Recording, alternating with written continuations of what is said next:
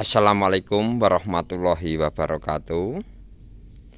Kanthi raos puja kelawaning pujining syukur dhateng pangayomaning Gusti ingkang murbeng dat wonten ing dinten Jumat Legi Surya kaping 3 Candra kaping 2 Warsa 2022 nuwun dhateng pangayomaning Gusti ingkang murbeng dat nggawe cara laku. Ya menika ndedonga nuwun dhateng panjenengan Gusti ingkang murbeng senasa.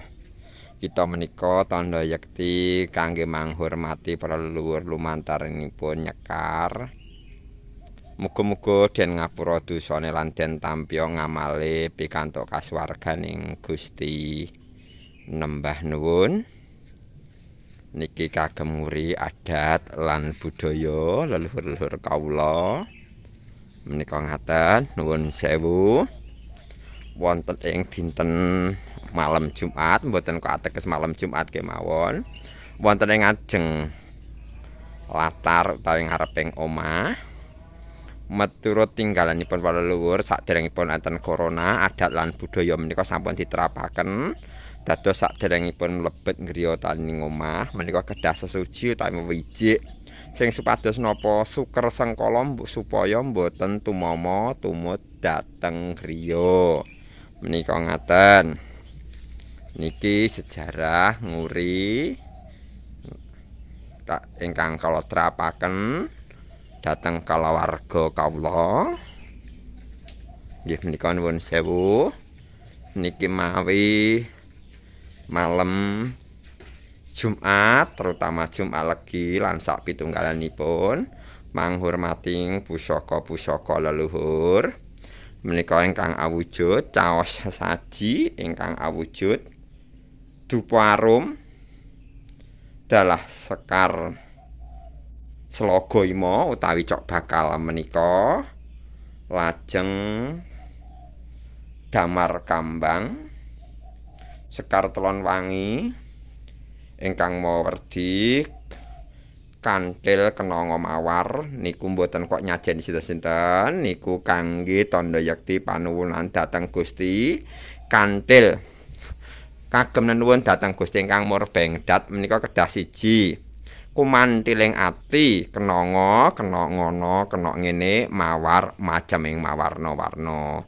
Dados nuwun dhateng pangayomaning Gusti ingkang murbeng dat nggawe cara napa menika monggo Gusti menika mangertosi mekaten.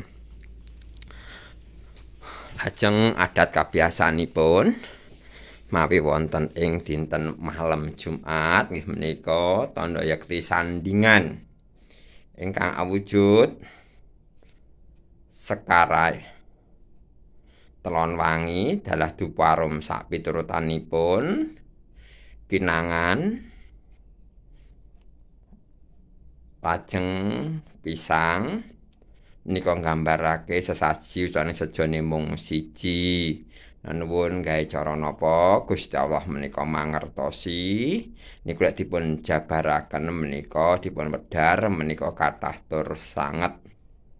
Sesaji sejane mung siji sedaya nuwun dhateng pangayomaning Gusti ingkang murbeng dat nggawe cara napa monggo Gusti ingkang Maha Kuwasa menika mangertosi. Menika ngaten mawi menika kagem nguri pusaka-pusaka leluhur wonten ing dinten malam Jumat Legi menika dipun nuwun sewu boten kula menika menembah utawa mengimani suatu benda boten menika namung sarana kagem nguri sejarah tinggalanipun leluhur kita supados mboten kepacak ombak ing jaman wong Jawa aja lali karo jawane.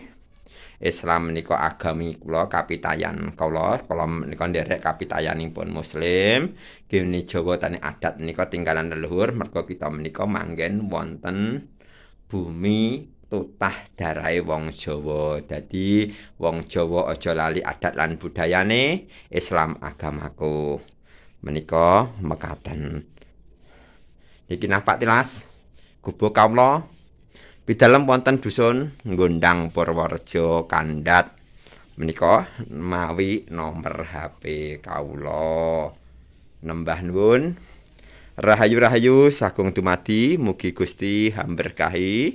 Mugi-mugi kanthi anguri budaya amprih luhure ing Niswantara. Rahayu-rahayu mugi Gusti hamberkahi. Dumateng sanak kadang sedayanipun mbok bilangkenipun kala matur.